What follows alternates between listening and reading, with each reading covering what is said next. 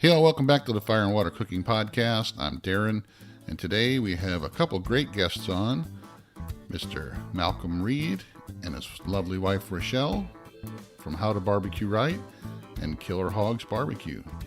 I'll be right back with our special guests.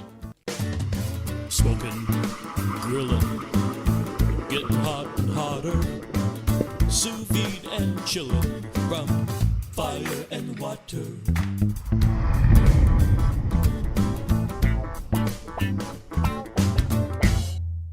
Hey all, welcome back to the Fire and Water Cooking Podcast. I'm Darren, I'm your host, and today we got two special guests, Malcolm and Rachelle Reed from How to Barbecue Right and Killer Hogs Barbecue. Welcome, Rachelle and Malcolm. Why don't you go ahead and introduce yourself? Well, thanks for having us first, Darren. We really appreciate it.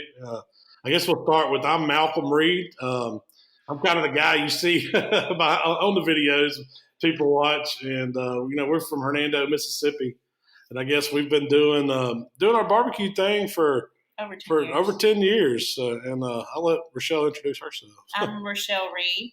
I'm the one you don't see on the videos. I'm behind the camera, and I've been doing the podcast recently.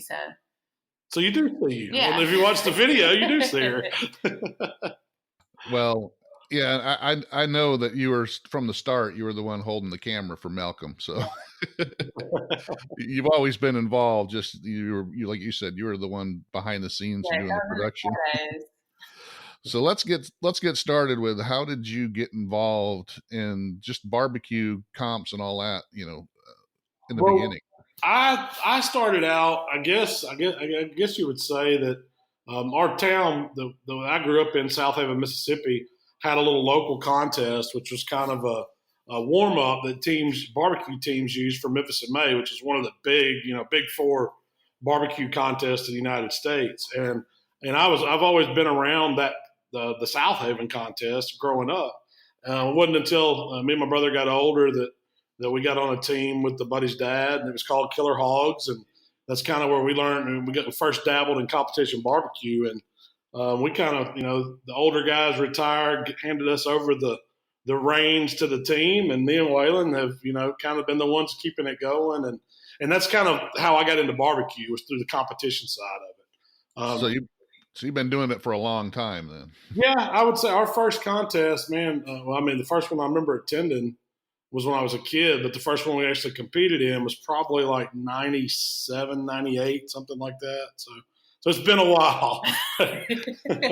So Rachelle's been involved with it since probably the beginning of your relationship then, I'm sure. Yes. Right. And we met in 2004. Yeah, 03 or 04, something like that. He invited me to one of these contests. It was the South Haven contest. Yeah, it was.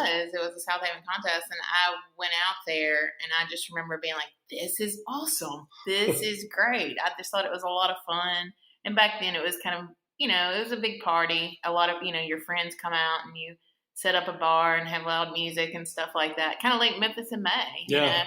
It wasn't about the barbecue as much. At all.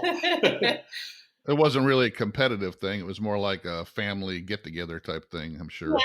To her, I guess it was. I mean, back then we weren't so focused on the barbecue as much as we were having a good time. Yeah. Yeah, that's I've never really participated in barbecue competitions. I've gone to them and as a spectator and watched, and some of the like the rib cook-offs and stuff like that they have around. I've been to them, but I've never participated in one, so I don't have that experience. So it's just amazing to me to watch, especially some of the stuff that you do and Harry Sue and some of the guys that have participated in them for a long time. So it's some of the stuff that you get to see what how they cook so much different than they do in the backyard. So. Oh yeah.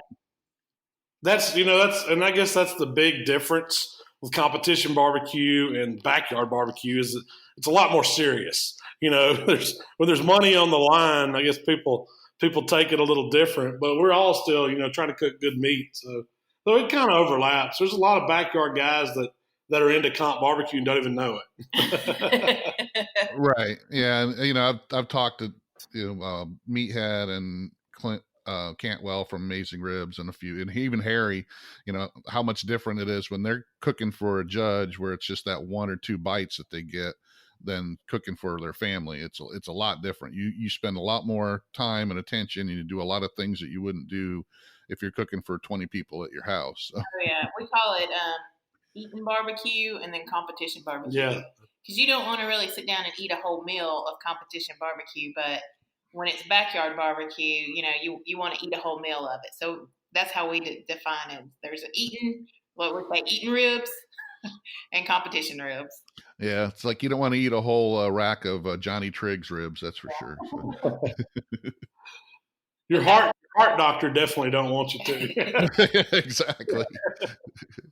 So, what made you start the YouTube channel? I've been watching some of your earlier videos, and I started my YouTube channel a little over a year ago. So I do the same thing. I go back and watch my earlier ones, and I kind of cringe, which I'm sure you got to do too, because when you're first starting out anything, you're like, oh, you critique yourself, the 2 or 3 or 4. You've been doing it 9 years now, so yeah, it'll be 10 years in June. That's right. We started. Our first thing that we really started. Well, we had a website. Shell comes from like an internet marketing background. It was the job she was doing before we ventured into this on our own. But she started us a website, and it was the newsletters were the thing. So so she had me writing the How to Barbecue Right newsletter. And it wasn't even a recipe, really. Yeah, it really wasn't a recipe. It was just about what was going on in our, in our world and competitions. We would do some competition procedures, but we tried to give out tips and all that. And then as she recognized YouTube growing, they were doing some stuff at her work with YouTube, and it was early days of YouTube. She said that we should, start trying to video our stuff. And neither one of us had any experience with the cameras or with being on camera or anything like that. And we just kind of jumped in and learned as we went. And we had no plan to have a YouTube channel. Everybody now kind of thinks about, you start a YouTube channel and you build these videos. That wasn't our plan at all. I don't even think they called it a channel. I mean, nobody knew, you can have a whole channel and have hundreds of videos on it and all that. It was early days. We were just creating videos and putting them on YouTube because it was the place to host them, and then embedding them in our website. Because there wasn't really social media back then. And there also wasn't a good way to put those videos. There was MySpace. We had a MySpace page. Early social media days. But you couldn't put those big videos on a website. It would eat up your server space. So we viewed it as YouTube was a place to kind of store and host these videos that we were doing. Yeah, and I know originally back in that time, YouTube had like a time limit of what you could actually video could be. So a lot of your earlier videos are less than like 6 or 8 minutes long. They're just kind of snippets, or you did like, one video is like 5 minutes and you continue on with another video. That's a lot of that was because we didn't know how to edit back then. We just did long form video, and you're right, they forced us to break it up. So they were broke into, part 1, part 2, and it might be me trimming a brisket for 6 parts. This was, an hour footage. We would just turn the camera on and go. And it's funny that a lot of the guys that I've interviewed already, like Troy Smith from T-Roy Cooks and Greg Mervich, they kind of started their YouTube channel kind of the same way. Troy said he did it to teach his son how to cook. It wasn't to really start a channel and to develop it. It was more for, his son was getting ready to leave the nest and he didn't know how to cook, and he did them for him mostly. And then said other people started subscribing to the channel and watching them and giving them comments. So it kind of egged them on to start doing more and more. So, well, that was kind of, that's kind of our experience too. We didn't know we were going to get anybody to watch it, but we always had the philosophy of if one person watches it, we'll do it. Yeah. And it's just, snowballed from there. It's a very slow process the way we did it. It's not something you can start up overnight, and get a couple 100,000 viewers. Yeah. So, right. Yeah. I started mine the same way. I originally started just like a Facebook group, and then said, you know what, I can probably do some videos, doing this because there's not a lot of people doing sous vide and barbecue mixed together. There's a couple doing here and there, but I had the same way. I just started doing what I could, and I go back and look at some of my earlier videos and go, oof, you know, I really didn't know what I was doing back then. And not that I know, a whole lot of what I'm doing now. I'm still learning. We learn things, as we go along, and we change and buy new equipment, change, how we edit and all that. I had to teach myself how to edit videos, and even with this podcast, I had to teach myself how to put a podcast together. So, but yeah, Well, the only way to learn is to do. That's right. And yeah, you kind of force yourself to learn new things. And it's just like with cooking. That's kind of my whole philosophy has been with cooking all along, is there's always new things to learn and try and do, and new recipes. And that's why I don't lock myself into stuff. So yeah, that's what they say. If you want to be a good cook, you got to cook a lot of bad meals first. yeah, and you got to try new things. I mean, that's one of the things I've talked to some of my other guests on, is that they have the same attitude I do. It's, you try new things, you try things differently. There's not just one way to cook something. You get locked into that kind of stuff, and you're not growing at all. You're not learning. The people that say I can't try anything but what I like to eat, they're kind of boring to me. So and that's been a big part of my approach too. A lot of it's like I'm wanting to learn, and I've always been the one to learn as I go and share what I learned. So, and I think that's why people identify with what we're doing, is they feel like we're sharing exactly what we're doing as they're learning. So. And Malcolm's kind of got a little mad scientist in his going on. He'll get inspiration from other people, cookbooks, things like that, and he'll say, "What do you think about doing this? What do you think about doing pork belly burn-ins? What do you think about doing a hamburger with beef bacon?" He's always coming up with these great ideas that really make the channel what it is. Well, and that's kind of the way I do it too. I use recipes, and then I'll say, well, how can I change that, or how can I mix two different recipes to create something totally different? That's kind of my flair. That kind of stuff is what's interesting to me. That's why I like Malcolm's channel, because it's not just how to cook a brisket, a Texas style brisket. How many of those videos can you do? Right. Cooking it the same way, for the same time with the same seasonings over and over again. It's when you expand on things and you take a brisket, like what I do. You take a brisket and cook it sous vide and then do it medium rare. How often can you do that? With just by cooking it on the smoker? It's not going to replace that barbecue only brisket, but it's something different that you can try and learn. And that's what I think is exciting about cooking. It's being able to change things and make them your own. I agree. I think that's it makes it fun anyway. Yeah. With us, like Malcolm comes up with his idea, and then we get to implement them and see if they work. Yep. And that's our job. That's right. Well, not all of them work, because I can guarantee some of the stuff I do doesn't turn out right. But I guarantee it. Not all of them are winners. That's right. My wife's the first one to tell me too when it doesn't work. So, so you were pretty much started, in it from the beginning, Rachelle, correct? You kind of helped out doing the videos and all that. And oh yeah, I think I believed more than I was very skeptical. I was stupid enough to believe that it could be something. Yeah, doing barbecue for a living could be something. She's the dreamer. I just cook. Yeah, that's amazing that you had her pushing you, because it's kind of the way the American dream works is you got to be a team and work together. That's for sure. So I think that's another thing that's unique with us. We work so closely together.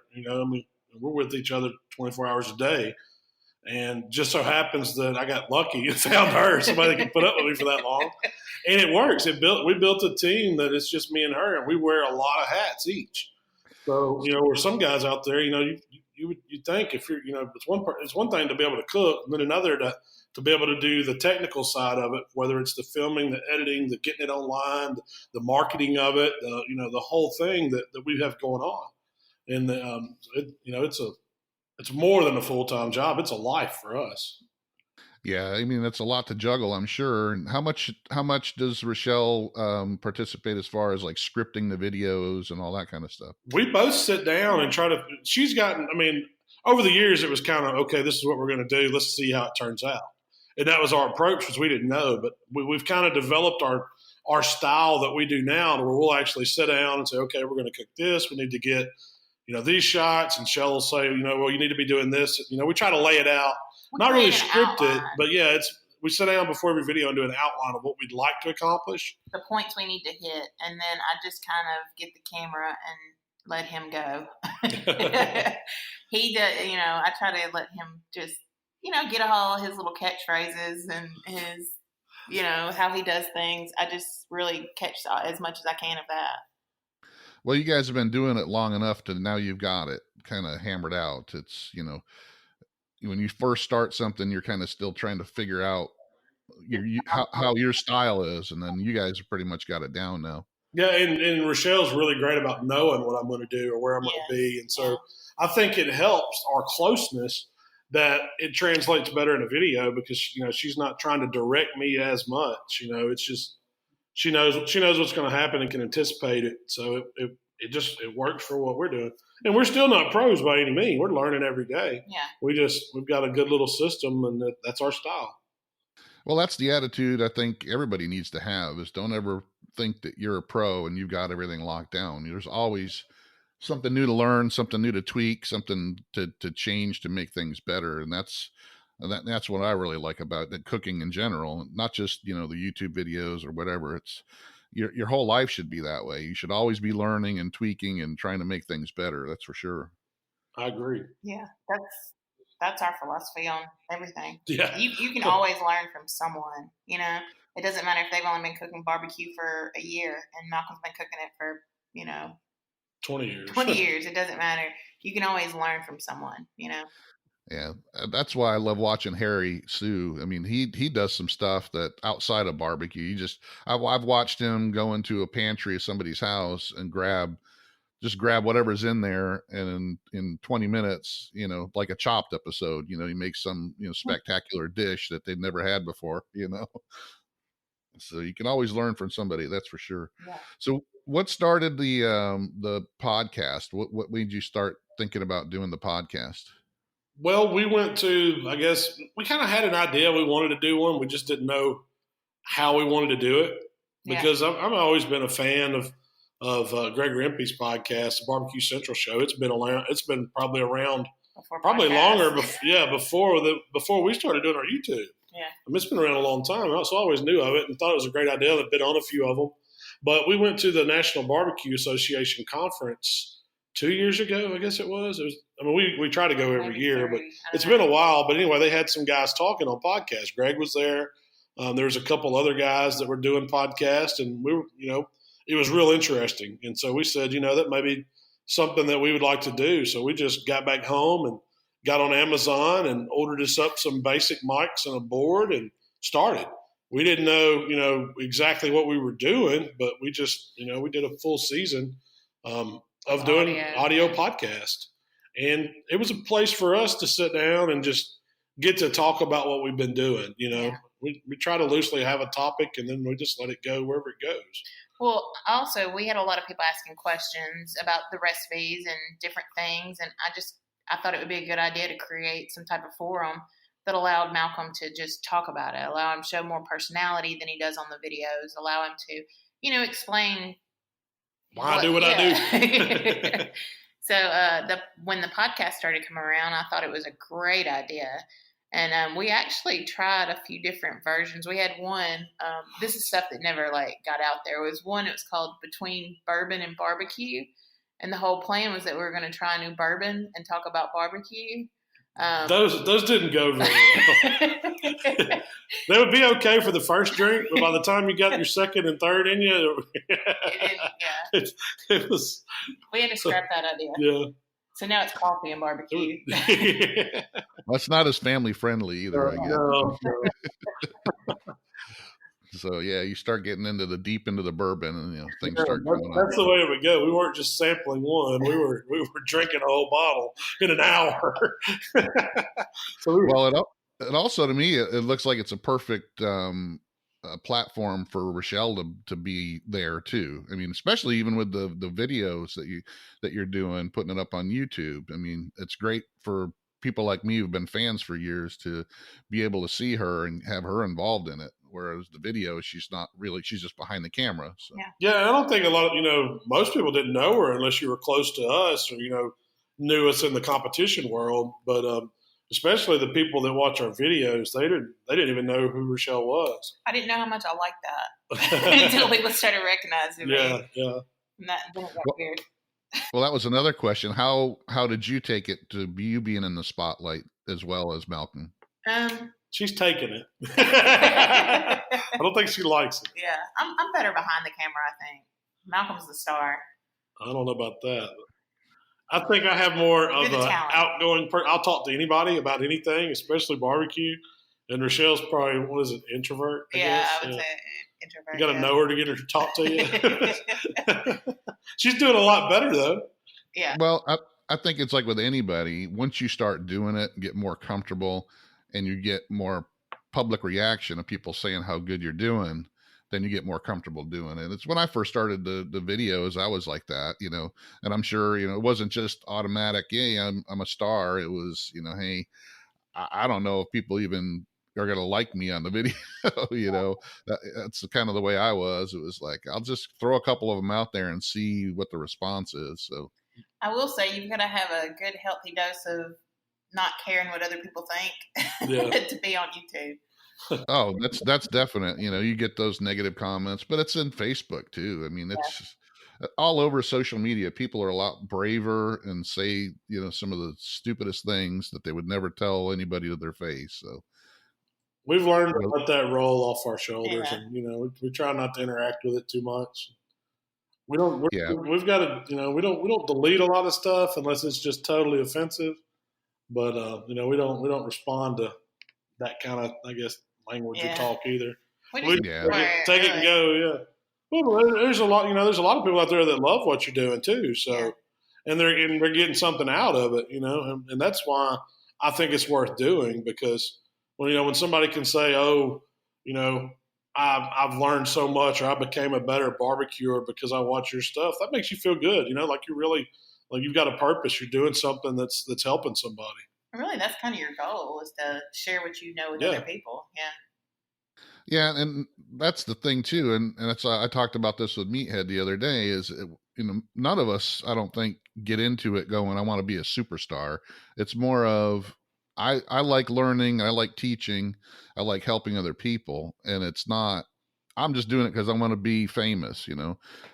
Especially the YouTube people. I mean, there's people out there to do that, but people like you and me and Meathead, we just like learning and teaching and showing what we've learned and helping other people. That was one of the things that Mia said. Some of those best things come from people like that say, I was able to put together a meal for my dad who's dying of cancer that we used to barbecue together as kids. And, that's some of the stuff that just touches your heart. And it's not the ones that, hey, you're a great guy and I think you're a superstar. It's the ones that say, oh, you've helped me learn how to do something. So, and those people there's more of them out there than the ones that, talk trash. That's for sure. Yeah. And I think so.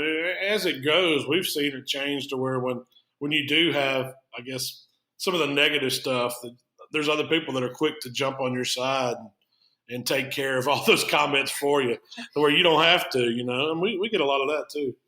But we also get a lot of kids and families that watch our videos, which I think is great. Malcolm loves it when, a dad's got his kid out there, or a mom's got their kid out there and they're cooking.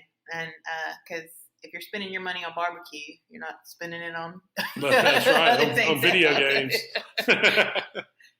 Exactly. One of my favorite episodes is when you had your son out there doing the steak, cook-off that he did. So, but I definitely, think it's great. And exactly, family friendly, teach them something that they can use throughout their whole life. Cooking, cooking you can do forever, and you can always learn and experiment and do different things with it. So let's talk about the Killer Hogs rubs and sauces and all that. When did that come about, and when did you think, hey, I want to start doing this? Did it start when you were doing competition in the beginning, or? Yeah, but they weren't for sale. We, coming up in the Memphis and May style of barbecue, this was way before we were doing KCBS.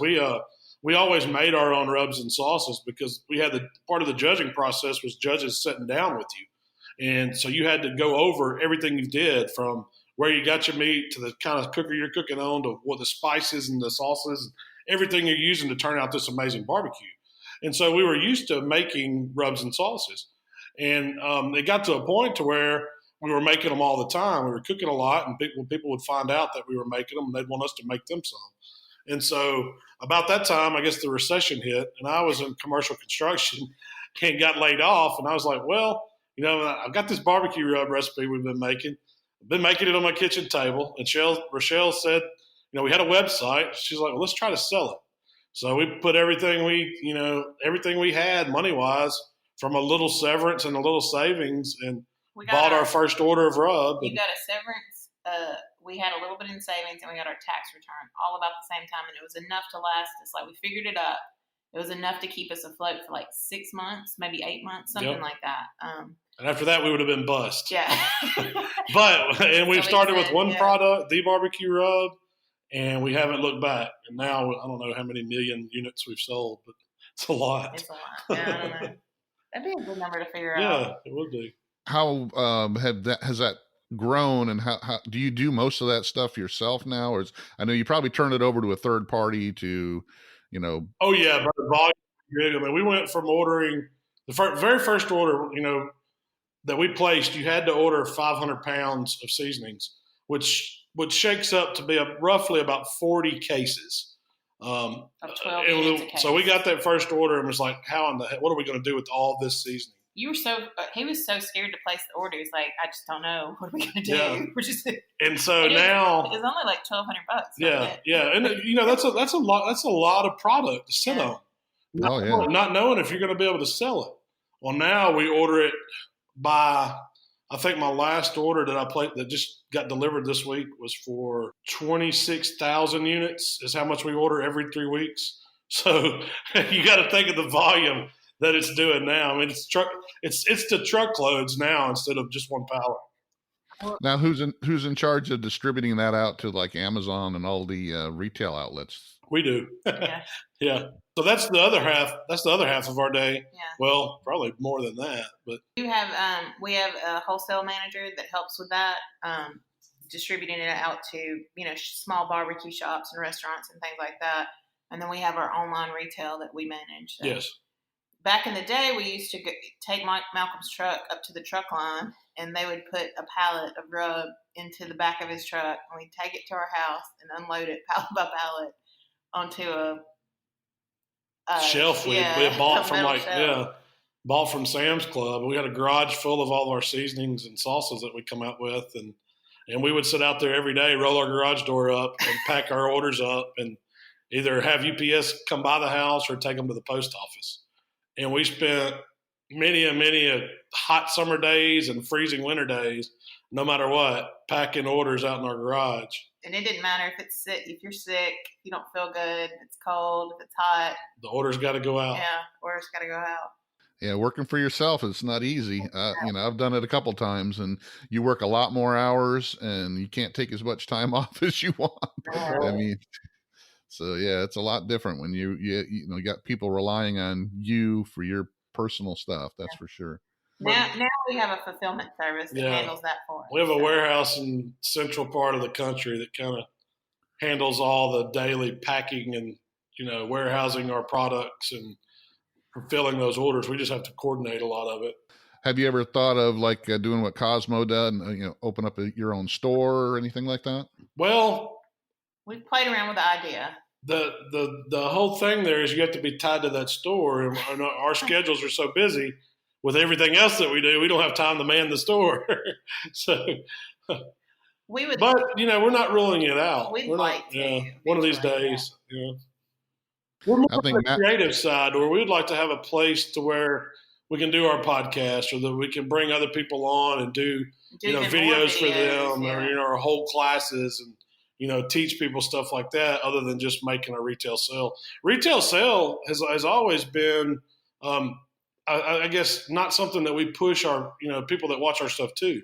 You're never going to catch me, oh, you got to buy my products, because I think there's a lot of great ones out there. It's more important about learning about the barbecue and cooking good food, and then the stuff you use is, is kind of secondary. I mean, of course, that's how we keep our lights on, but it's not our main focus. Yeah, and I think that's how Matt over at the Meat Church is the same way, and I think he just opened up his own store and kind of went full time on his own in December. So Yeah. I saw one of his interviews, a couple days ago talking about that. So we were there in June. Mm-hmm. And we got to see his new store and everything, and it's great. He has a great location, very cute. I like his style. It's more, it's not just your typical come in and see products on shelves. It's more of a destination, like an older mercantile type store and building it's unique. Yeah, and he does a lot of classes. He enjoys educating people too. Yeah, he's got the same type of mentality, I think, as you and I do as well. And some of the, like Harry and Meathead, it's, teaching people is, the big thing. So, all right, well, we're going to take a quick break here for an ad, and then we'll be right back with Malcolm and Rachelle Reed. Hey, all, I want to welcome again Inkbird as our sponsor for the Fire and Water Cooking Podcast. Inkbird has more than just barbecue thermometers and instant read thermometers that I've talked about before. Inkbird just came out with a Wi-Fi sous vide circulator that I've been using for a few weeks now that works pretty good. It has over 1,000 watts of power. Has an app that has many times and temps for meats and vegetables. Also has onboard times and temps for meats and vegetables. Runs really quiet. Fits most regular sous vide containers that are the size of the Innovas. So check it out. Look below. There's a link with a code for 30% off of the Amazon price. That makes it under $60 right now. So check out the Inkbird Wi-Fi sous vide circulator in the description below. Back to our program. All right, we're back with Malcolm and Rachelle Reed, and we're going to let's talk about some of the favorites that you guys might have. You've got a lot of experience with different types of food and cookers and all that. So let's kind of run down, what's your favorite type of food to cook overall? Doesn't have to be barbecue. Doesn't have to, Well, I get asked all the time, what is my favorite thing to barbecue? And it's always whole hog. I think that's kind of anybody that considers himself a pitmaster needs to know how the proper way to cook a whole hog. And to me, it's more about the event of cooking the hog and then sitting down and eating it. I mean, it's a long process. It's 24 hours. It's the way we do it. We usually get a couple buddies and we're having a good time. We prep the pig and then we get it on the pit and we stay with it until it's done. Then everybody shows up the next day and we serve it. So it's an event. It's what the essence of barbecue is: getting together, feeding people, the social aspect of it, and that's why I love cooking hogs. They stand around and drink beer and tell lies while they cook hogs. And it's one of the hardest things to cook because everything cooks, different. You got the loin cooks different than, the shoulder and, the belly, and, you got all these different parts, cooking at the same time. And, you got to make sure you just hit it just right when they're all, perfect. That's right. It's a talent to cooking hogs. It's not just something you're going to run out and rent a pit if you don't have one and get you a hog and put it on, cook it, and think it's going to turn out. There's a lot more goes into it than that. And it does look like we're standing around drinking beer telling tales, but there's a lot more goes into it than that.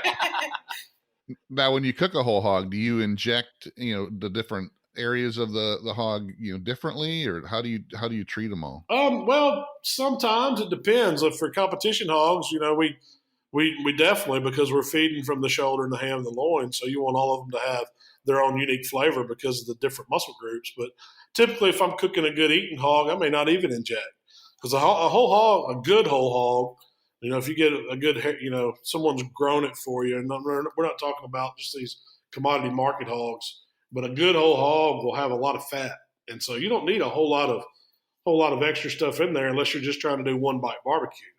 The way we do them, when you're serving them to people, you're typically, of course, you're cooking the muscles and trying to get them all done at the same time properly. But a lot of times you're just pulling it and mixing it. You might have, some different areas that you serve, but most of it gets mixed. And so, to me, it's just about basic good eating barbecue at that point. And right.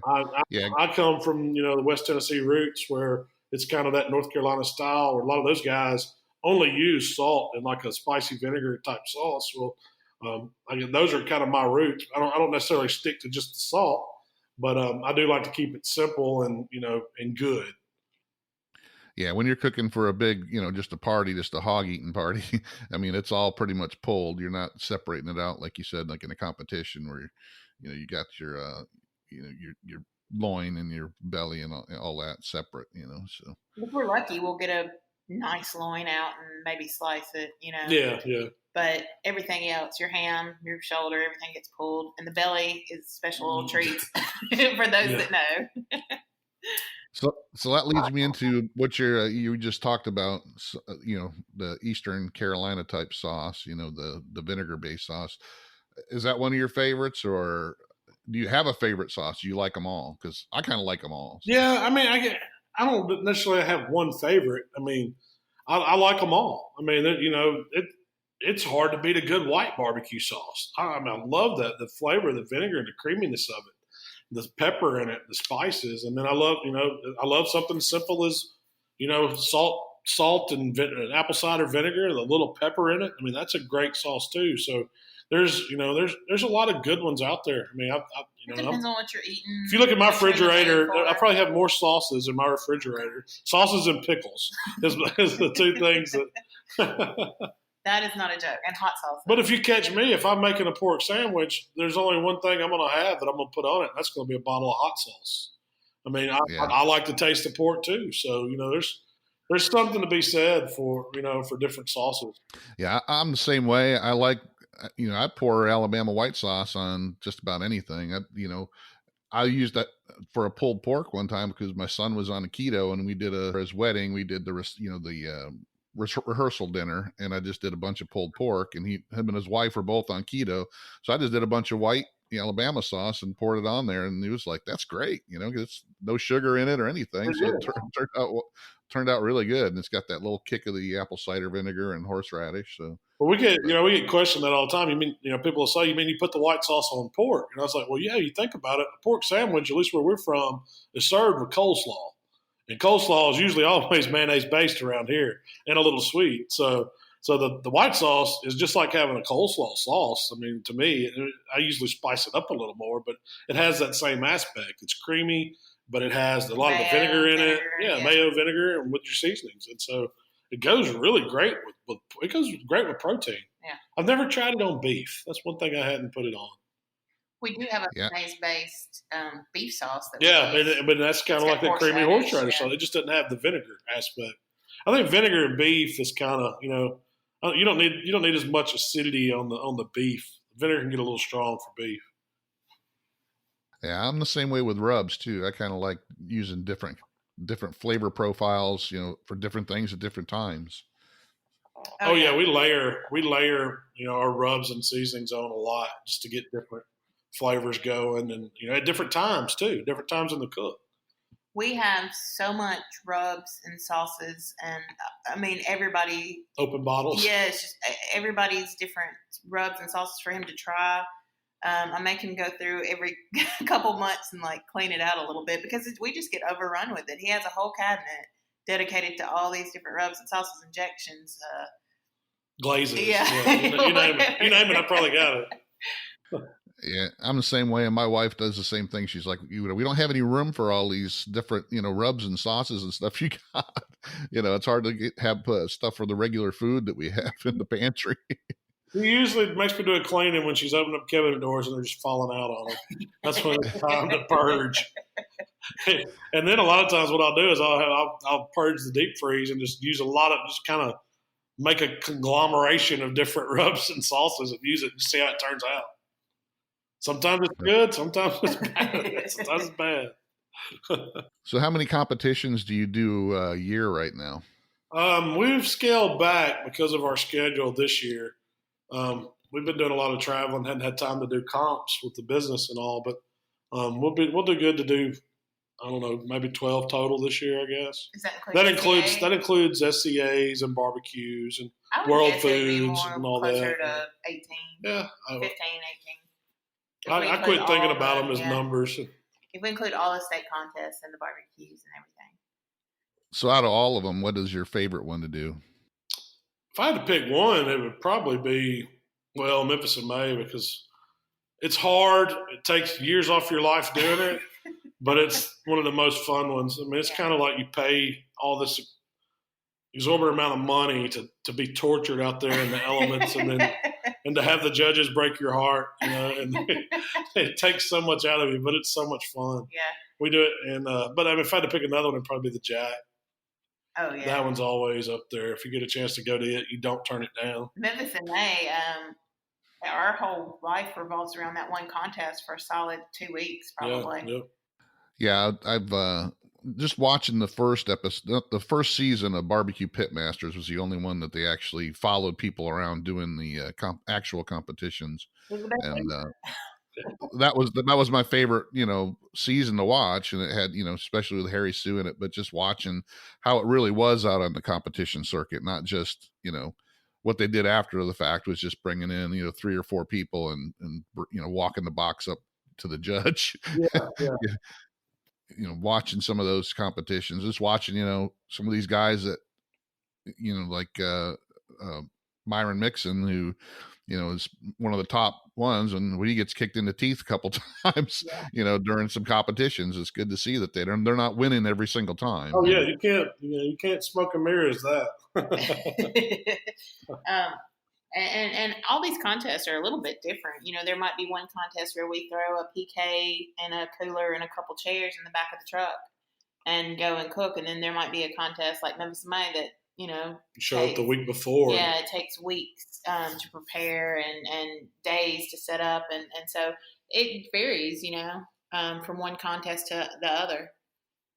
Well, I'm sure in the ones like Memphis and May and the Jack, you got a lot of big names and a lot of guys with a lot of expensive equipment and people working with them, and a lot more experience than some of the smaller local ones, I'm sure. So it used to be that way. Now it's getting to the point where every contest you show up, there's some heavy hitters. Yeah. You can't really go anywhere and not run into somebody that's been in the top 10, or is currently in the top 10, because those guys, once they hit, if they're chasing points, whatever sanctioning body it is, once they start chasing points and trying to get team of the year in the top 10 team of the year, they cook every single weekend. They'll cook sometimes 2, maybe even 3 contests in a weekend. So it's hard to miss them.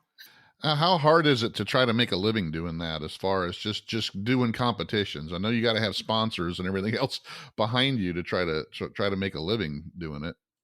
It's almost impossible to make a living doing comps. Yeah, there's probably only a handful that make a living doing comps. I would think most of them have some other kind of form of day job, or We're doing it as a way to promote a restaurant or a business or something like that. A lot of them are retired, and can travel. But I would say there's hardly anybody. It's rare to find somebody doing that for a living. Yeah, well, competition is your main form of income. Yeah, I don't know. I don't know anybody doing that. All right, so let's now talk about the SCA contest, because those seem to be growing really, really fast. And from what I understand, they're kind of like what the barbecue competitions used to be, where they're a little bit more friendlier, that. I think they're growing so fast because they're easier on the pocket for one, and then they're one-day events. So you don't have near the financial or the time commitment to do them, and you're grilling a steak. That's the primary focus of it. So you've got to look. There's 80 million households in the United States that have grills, and I guarantee you, steak's one of the number one things cooked on them.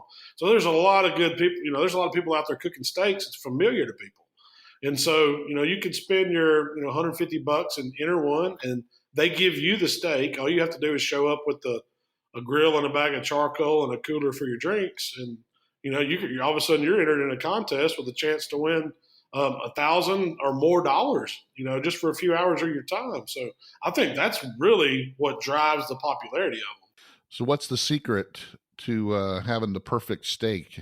There's really not one. It's the one food sport or food contest that we've done where new first timers win all the time.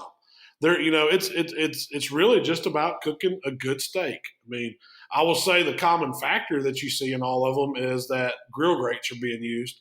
Now they say they don't judge you on grill marks, but I don't know if I've ever been to a contest where the winner did not use a set of grill grates. Doesn't matter what kind of grill it is or what kind of seasonings they use, but the common factor is grill grates are used. So.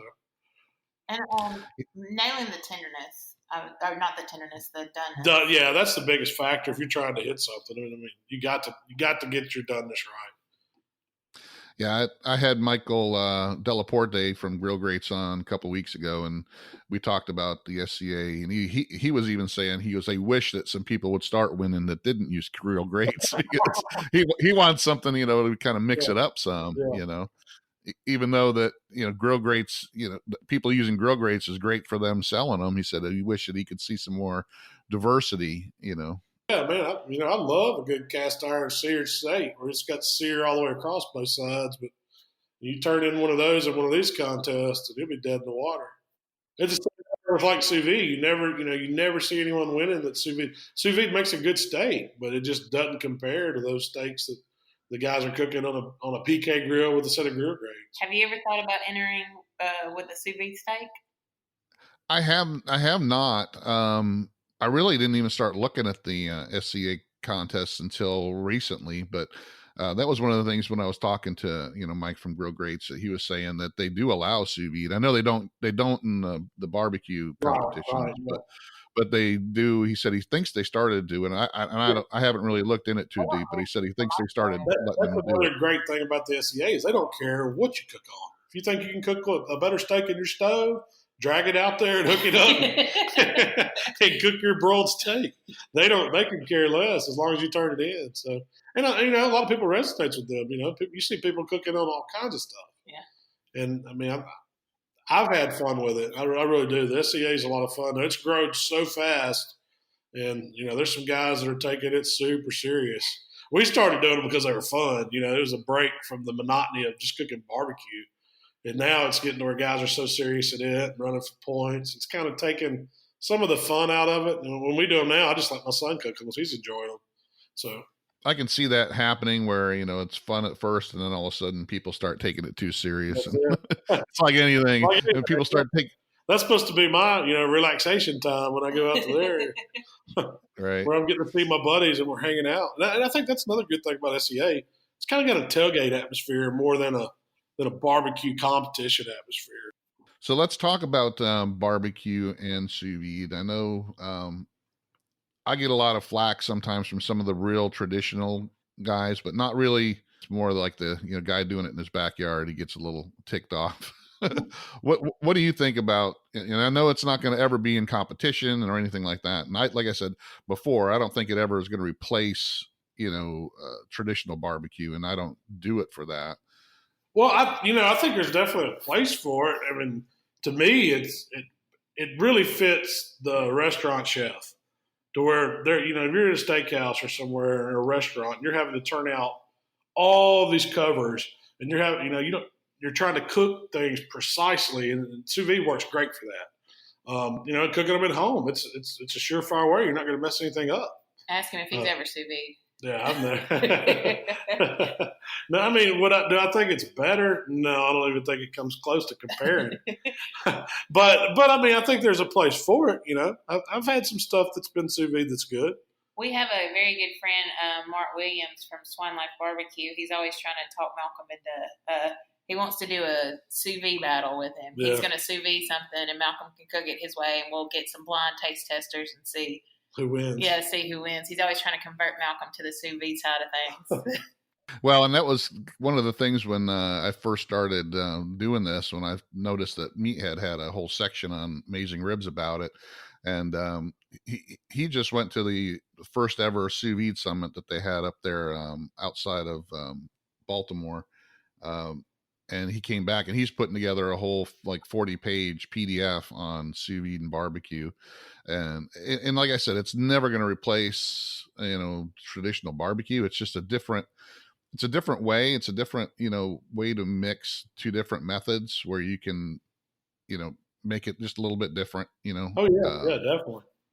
they both have their strong points, like, bark and smoke profile is always going to go towards the traditional barbecue, but moistness and tenderness, you can do so much with the sous vide. And when you start mixing the stuff together, is it going to win a competition? Maybe, maybe not, but there's some things that you can do that it can turn out some pretty good food. So it's just for those people that don't like to sit there for 12 hours to babysit a brisket, or don't want to spend $400 on a controller. It actually can do some great stuff. So Oh yeah, I agree with that. I've had a prime rib, or was it a strip? Short ribs that they did, that they were sous vide for like 48 hours. And I don't know how they finished them, but man, they were just melting your mouth. That's what impresses me the most about sous vide cooking, is the tenderness aspect of it. You can take some lesser cuts of meat and just make them just melt in your mouth where you think you're eating filet. Now I've had some fillets that were in there, and I was like, well, this it's almost changed the texture so much of a good cut of meat to where it's over tender. But you can take some really bad stuff and not bad stuff, but you know what I mean, lesser cuts, and put them in a circulator and let them sit there until they're just broke down, but the temperature's held constant to where, like you said earlier, you could cook a medium rare brisket, and you would never be able to do that on barbecue. I mean, it would be so tough that you couldn't eat it, but you could do it in sous vide, and it's phenomenal.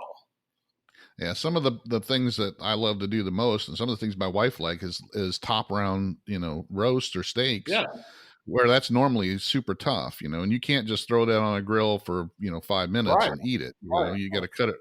So chuck roast is the same way. I can take a chuck roast and cook it 48 hours medium rare in a sous vide, and then throw it on the grill for get a little bit of smoke and char to it, and it's absolutely amazing. I did some beef ribs just this last week, big, thick, short ribs, and I made a medium rare, and threw them out there for 45 minutes to an hour to get some smoke and char to them, and they were great. I also like them when I cook them on the grill for on the smoker for 8 hours as well too, to Yeah, break them down. I mean, So I think it's got its place. It's definitely a style of food that make it turns out a really good product. yeah, and it can just expand your options on different things, and that's kind of the way I use it. I try to show people where it's not just for cooking a steak, medium rare, end to end. It does so many other things, and it's never going to replace a cooking method. It's just something that you can use as an alternative, or to do something different and new. So that's like that whole learning thing, and trying different things. It's something that it can do something so much different, like with the chuck roast, or a top round, where you can actually cook a top round where you can actually eat it and chew it. Have you cooked a medium pork butt yet and tried it? No, but I've done plenty of sous vide pork butts, but I can cook pork loins and stuff and make them medium, and still pasteurized and all that. So that's another thing it does produce really good. Is some you can take some of the pork tenderloin or pork loin and actually make it nice and tender and nice and medium done. And so yeah, it does work on chicken as well. For some reason, the chicken will come out a lot more juicy because you're cooking it in a water bath. You're not inside of a bag, so it's not separating all the moisture out of it when you're cooking it like in a smoker. So I've actually heard that. I've never tried the chicken breast, but I've been told that you can do it to a lot lower temperature where you don't cook away the moisture out of it. And you can do chicken breast and serve it at say 145 instead of 165. If yeah, because you can yeah. the time and the temperature is what pasteurizes it. So you don't need to bring it up to 165 or above to like the FDA says you got to do. So you can actually cook it at a lower temp for a longer time to hit the pasteurization that you would if you What's your time in the temperature you try to hold chicken breast at? You cooking it like 145 for I do. hours? I prefer 148. I don't like mine quite at 145, but I'll do 148 for like 3.5 to 4 hours usually. And I'll do a whole chicken like at 6 hours. I'll do a whole chicken like a spatchcock chicken. at 148 for like 4 to 5 hours, and then throw it on the smoker. And the thing with that is it works just like the stall. Once you throw it on the grill, you got the evaporative cooling happening where the temp doesn't rise in the chicken that fast. Right. So you can throw it on the like a pellet grill or anything for 375 to 400 to crisp the skin up, and it's not cooking the inside as much. So it comes out really juicy and you get the crispy skin. So It's interesting. yeah, and that's the whole thing. I like experimenting with different things, and especially with sous vide. There's so many times and temps and variations, and then finishing it, with different ways that you can do that. It's just another thing to be playing around with, and teaching people. So I definitely want to try the brisket in it because I hadn't had it yet, and Mark's been twisting my arm to try the brisket. So that's on my to-do list. it just gives you another bullet in your gun, man. Well, I've toyed around with the idea of seeing what it would do if have you ever grilled anything first just to get some sear on it and then sous vide it? Have you ever tried that? Yeah, you can do that with certain things like Steak. I was thinking, if you get your perfect grill marks, if you put it in a bag, would it ruin the grill marks to submerge it and hold it there? There's a big controversy in the sous vide groups on Facebook and stuff, about either smoking first or after sous vide. Yeah. And a lot of people think if you smoke before that the smoke will penetrate deep into the meat, which it doesn't. And all it really does when you smoke before is it messes up your bark and everything. You can smoke before, and what people do is they'll smoke before, sous vide it, and then put it on the grill and kind of char it. But it doesn't produce anywhere near the same results as sous videing it first and then putting it onto the smoker. And the trick is you have to cool the meat down after the sous vide cook. If you take like a brisket or pork butt, sous vide it for 48 hours, take it out, put it in an ice bath, and you cool the meat down completely. Then you can put it on the smoker just like it was raw, and you make sure you put it on wet, and you get that smoke to, attach itself to the meat. You spritz it every once in a while, so you moisten that surface back up so the smoke sticks again, and then you develop that bark that way. So that's the best way I found. But there's all kinds of ways you can do it, and but like anything, there's better ways, and then there's good ways, and then there's the best ways. This might be a big question, but why do you need to cool the meat off before you put it on the grill or smoker? Because what it'll do, the cold, wet meat will actually attract the smoke better, but it gives you more time in the smoker, because you really don't want to go over. Let's say I did it at a 155 temperature for 48 hours. It really, if you go over the 155 internal temperature, it will make it where it dries it out. So you're actually, if you're starting at 50 degrees internal temperature, you get that time in the smoker to get back up to the 155 that you sous vide it to. Okay. So it's still nice and moist. You had time to develop the bark and the smoke and all that. So yeah, I mean, that's one of the big things that me and Meathead discussed, and one of the things he kind of concentrates on in his PDF that he's putting together for it is that it really does make a difference on getting that smoke profile in the bark to cool that meat down, so you have more time, and smoke just attaches itself to cold meat better than it does warm meat. So it's interesting. Yeah, I've learned something. Always good to learn. So that's about all I had. If you guys want to discuss anything else, your website, how's the website? Is the website your most where you get the most traffic, or is it through the YouTube videos? Where do you guys get most of your traffic from now? It's hard to say. Yeah. I mean, I know I looked yesterday. We had over 3 million people come through YouTube this past 28 days. So that's a lot. But I wish I had that. when you get 3 million watches over 28 days, that's pretty strong.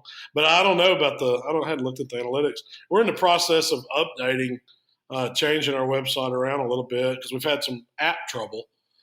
We also have a How to Barbecue Right app, but I guess something happened with our server or something. I don't. That's way beyond my pay grade.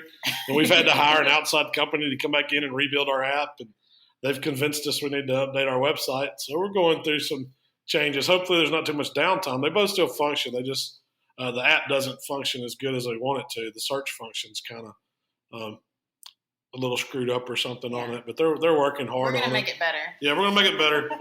But if you hit howtobbqright.com, howtobbqright.com, you can find everything from that point. You can find our recipes, you can find the videos, you can find, Instagram, Facebook, whatever. Yeah. I would say the website's probably our biggest portal. I don't know how many users it gets a month, but it's a lot. I started out with the Facebook group, and then, of course, started the Facebook page not long after. And then a couple of months later, I started the YouTube videos. But I found it really hard, especially I'm still starting. That's my first year even doing this stuff. It's really hard to drag people from one platform to another. It's like I have 7,000 members in the Facebook group, but only like 2,300 subscribers to the YouTube channel. So it's like the same way. It's hard to you've got your Facebook people, then you've got your Instagram people, you got your Twitter people, you got your YouTube people. There's all different types out there, and then we still have people requesting the newsletter. I couldn't tell you the last time that I've seen a newsletter. Newsletters are so like passe. I guess they're just kind of gone by the wayside. Yeah. That's why I'm kind of surprised that, talking to Meathead, the Pitmaster Club is still kind of growing pretty fast. And that's an old bulletin board style type, thing. Yeah. And, but it's still growing. I mean, he's got his Facebook stuff going as too, but you still have some people hanging on to some of the older stuff as well as going to the newer stuff. So, well, it's like, I love Instagram. I never check Facebook, and Malcolm's Facebook and hardly ever checks Instagram, for personal use. So, you get the platform you like and you stick with it. But we try to hit all of them with How to Barbecue Right. Yeah. And that's kind of that's why I started the podcast, because I noticed there's a lot of just barbecue, podcasts out there, but there's not, many talking about sous vide at all. I mean, if there is, it's like a general cooking, one that they just still do an episode on sous vide, but there's nobody really talking about sous vide or mixing sous vide and barbecue. So I said, I might as well just throw something out there. And like you said, you got different people that like different platforms. So you got to have something, for everybody. Yeah. The Facebook people are going to stay on Facebook. The YouTube people are going to be on YouTube. Instagram people, I'm like with Malcolm. I'm on Facebook more than I am Instagram, but I'm slowly trying to do some stuff on Instagram just because, there's a need for it. People, are there and they're not going to any other platform. So, well, I want to thank you guys for joining me today. Is there anything else you guys want to discuss and talk about? No, but I think we appreciate you taking your time out and inviting us on. This has been great. Yeah, it's been a lot of fun. Well, I'm glad because you guys are, especially, Malcolm, I've been following you for a long time, but it's really great to have Rachelle on as well. I know she's been behind the scenes the whole time, but it was really great, watching the podcast videos and seeing her, participate in that as well. But I've been following you for a long time. You've been one of my heroes. You're actually one of my inspirations, because I kind of look at what you do and kind of trying to pattern myself and say, well, hey, Malcolm did this, man, I could probably do it, and I watch some of your old videos and I go, see, I wasn't the only one that has bad videos. No, we're proof. If anyone can do it, you can do it. But no, we appreciate, and thanks for the kind words there. It means a lot. That's why we do what we do. If we can help someone out or, motivate you, influence you, whatever it takes to get more people cooking barbecue, we're all about it. Right. Well, thanks again. I appreciate it. And I'll have you on again, I'm sure, sometime. We would love to. All right. Thanks again. Nice meeting you, Rachelle and Malcolm. Make sure you guys check out Malcolm Reed's YouTube channel, How to Barbecue Right. Check out the website. Check him out on Facebook, Instagram, Twitter, all that. Check out the Killer Hogs barbecue rubs and sauces. And thanks again, and I'll see you on the next Fire and Water Cooking Pod. Well, thanks again for joining us. I want to thank Malcolm and Rachelle Reed for being with us today. It was a great interview. Make sure you check out How to Barbecue Right YouTube channel, website, Facebook, Instagram, Twitter. Check out Killer Hogs barbecue sauces and spices and rubs. Make sure you follow the Fire and Water Cooking channel on YouTube, Facebook, Instagram, Twitter, and make sure you subscribe to the Fire and Water Cooking podcast. I'll see you on the next episode.